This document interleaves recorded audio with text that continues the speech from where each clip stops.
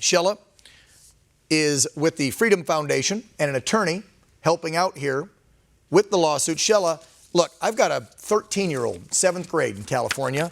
I've asked her since last March how she's felt about the distance learning, and if she believes, and she, by the way, was a straight A student since first grade up, if she's getting her education, and she has told me repeatedly, no, that most of the teachers, I'm sorry, I'm not trying to throw teachers under the bus, are not putting in the normal effort that she's used to in the classroom. And then what these teachers unions are doing by putting the teachers and the kids in the middle and using it for the defund police and everything else to try and get more money and keep their teachers at home, that is downright despicable because it is harming our children's education, isn't it?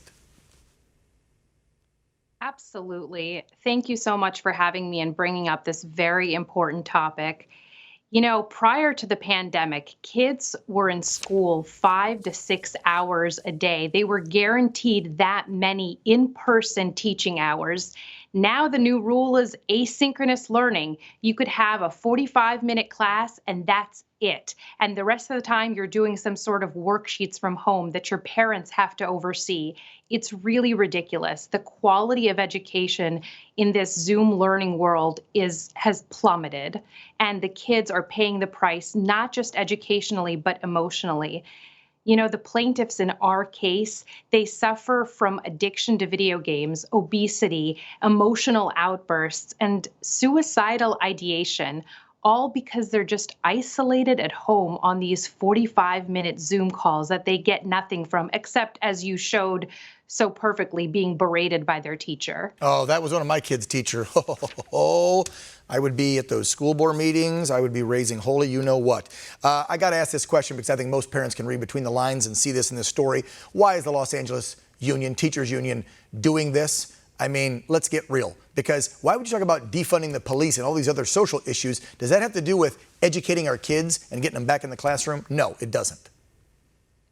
No, and it doesn't have to do with COVID safety either. Thank you. Basically, they put their negotiating position so high that now they can extract anything they want, including $500 child care subsidies because their kids aren't in school full time.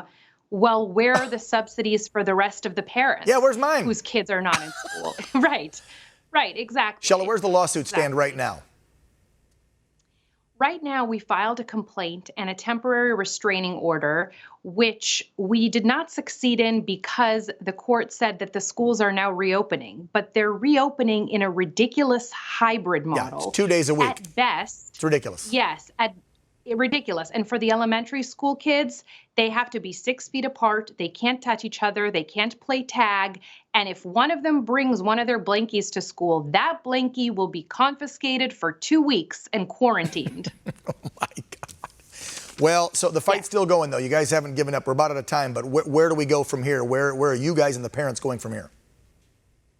We will be filing a preliminary injunction and fighting the good fight to get the kids back in school full time, not this 2 days a week stuff. Yes, please, please, please. My child is begging for it, like I know millions of kids around this country in states that are still keeping them out of the classroom. Shella, thank you so much for fighting this good fight for those parents. Please come back on the program and update us as soon as you can.